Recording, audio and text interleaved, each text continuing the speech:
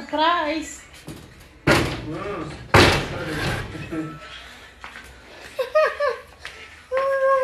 Waraabaa dhufte. Maali kun? Maanni keekiidha kun? Badii. Maal jedhama maqaan isaa? Ajaa'iba rabbii dibbaa. Eegi. Eenyuun nu ergite? Fayyoo. Dhufuu diddan jettee ergite. Ajaa'iba rabbii dibbaa. Maalgoon adeegeetu kana silaa achitti nyaanna turre ni reekan. Kaasinti dhufuu diddannaan ergite bara. Fayyaa ta'ee galatoomidhaanii waggaa mucaa keetii immoo waggaadhaan waaqayyoo uumaan kee ittiin siif haga'u rabbi tokkichinaa jedhiin. Bakka. Galatoomi ulfaadha. Itti dhugumattee egaa? Dhugaa. Dhugumaan. Maal qabaltaa?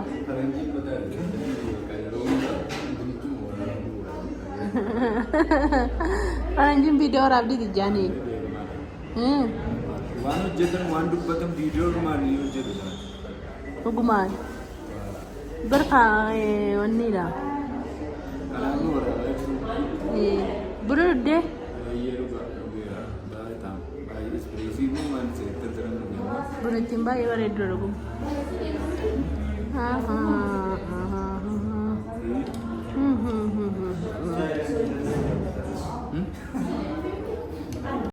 Assalamualaikum warahmatullahi wabarakatuh. Warroota amantii biraatiif ashamaa harka fuunee jirtu bakka jirtanitti nageenyi rabbii isin faana jiraatu annagaa kooti galata rabbii bakka jiraattanii akkasumas warroonni laayikii gootanii sabiskiraayibii gootanii koomentii barreessitanii hundi keessaniyyuu galatooma alfaadhaa isiniin jechuun barbaada.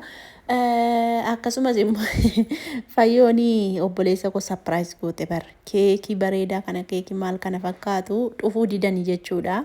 Mana fayyoodhannaa jennaanitu na didanii guyyaa gaafan deemee sana.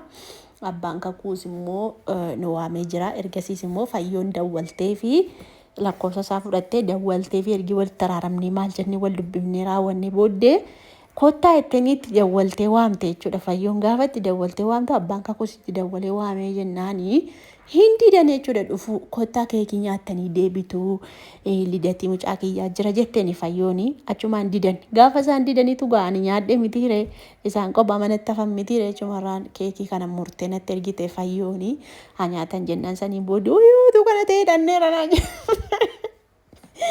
otuu kana jiratti ta'eetiif dhanneerra islaaminaa minnaan jedhanii saniin booddee akkasitti kun keekii fayyoo nyaatanii eebbisanii gammadanii jechuudha. Hedduu tokko dinqisiifatanii goodee keenya keekiin akkasii badaa hin jiru jedhanii garuu iddoo finfinnee keessa ol waan ta'eef hin nyaatu garuu keekii baay'ee bareedaa ni jajatanii jechuudha. Fayyoo asumarraan galatoomii galateeffataniiru saniifan viidiyoo xiqqoo kana waraabe viidiyoo baay'ee waraabe garuu keessumaa muree kana fide malee jechuudha.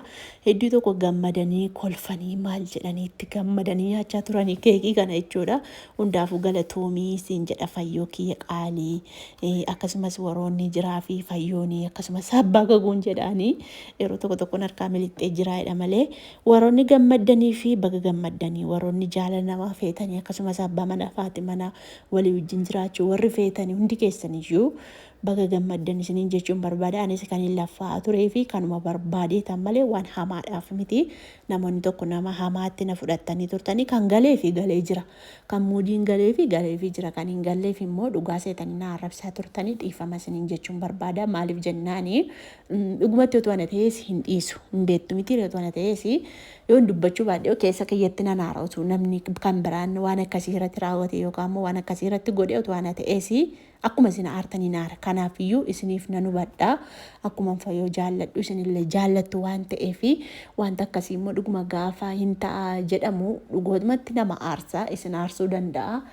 Gadda abbaan kakuu dhiifama godhaa fi sabboontuudha waan guddaa geemii guddaa taphatte waan ta'eef jedhaniitu dubbatanii turan jechuudha. Anatu dhiifama isin gaafachuu qaba. Maaliif jennaani dhugaa isinitti fakkaata ka yeroo tokko gara dhumaafaatti fa'aa xiqqoo waan soba fakkeesse haasaa malee dhugaa fakkeesse haasaa maaliif wanticha wanta inni mijachuu waan hin barbaadee fi dhugaa fakkeesse haasaa amma namni tokko diraamaa gaafa hojjetu diraamaa ilaaltumne amma afaan oromoonis afaan amaaraanis diraamaa gaafa ilaaltanii diraamaa sana gaafa hojjetan dhugaa isinitti hin fakkaatu.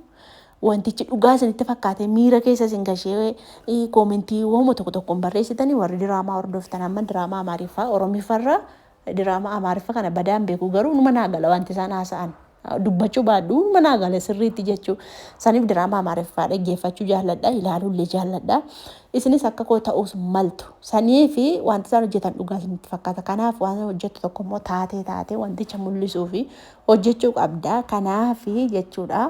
Isinitti fakkaachuu danda'a miira keessa galtanii na arrabsaa turtanii ana garuu manatti hin fakkaanne maaliif arrabsoon keessa maama manatti hin fakkaanne beektu waan inni diraamaa hojjechaa jiruuf piraankii hojjechaa jiruuf manatti hin fakkaanne wayyoo miskiina ijoolleen kun hin jedha garuu yeroo itti waan gaarii hojjedhu yeroo tokko ijoolleen lafumaa kaatee hinaaffaa manjiraa miti na arrabsanii nan deebisaaf koomentii jala deemee jechuudha dhugaa rabbii koomentii jala deemee nan deebisaaf yoo isaan na arrabsan illee nan arrabsa.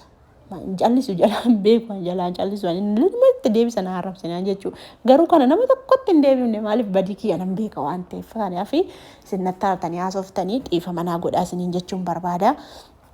Fayyoo wajjin immoo wal bira deddeemnee viidiyoo isin barbaaddan isinii waraabna akkasumas viidiyoo isinitti tolu viidiyoo barumsa irraa argattanii viidiyoo biyya keessa jiru ijoolleen biyya alaa jirtan hundi keessanii waanuma biyya keessa ilaaluu jaallattu waan ta'eef kanaaf biran deema guddoo kana viidiyoo iyyuu gadi hin dhiisne maaliif xiqqoo karaarra deddeemaa jira mana keessa gattaa'e mayyuu viidiyoo dalagaan jiru olumaa gad deddeemaa har'a akka tasaa ta'e mana oole malee mana noolumama tokko mijeeffachuuf sam yuutuuba tokko irratti gadhiisee argitanii jirtu saniif pirososii minaamina bakka manuma gannaman teessisu yoo amma waa xuxxumratti malee immoo gattaa'uun hin jiru saniif jedhee olumaa gadi taffechaara saniifan bade malee fayyoo bira dhaqee viidiyoo babbareedaa isiniif waraabaa isheellee viidiyoo isinii waraabdee gadhiisaa jirti meetiin immoo baay'een jaalladhaaf nu garabbi meetiin gaafamee viidiyoo tokko fayyoo wajjin hojjetan tokko fa'aa nan kolfee miti dhugaa rabbiin nan daa'e mucattii sana akkan itti jaalladhu rabbiin ishee guddisu ammallee hin jedha maaf jennaani yorti isheen kofaltu tokkotu bakka na kofalchiisa akka itti furdaa lammantu wal argate minaamin jettee nan kolfee miti dhugaa rabbii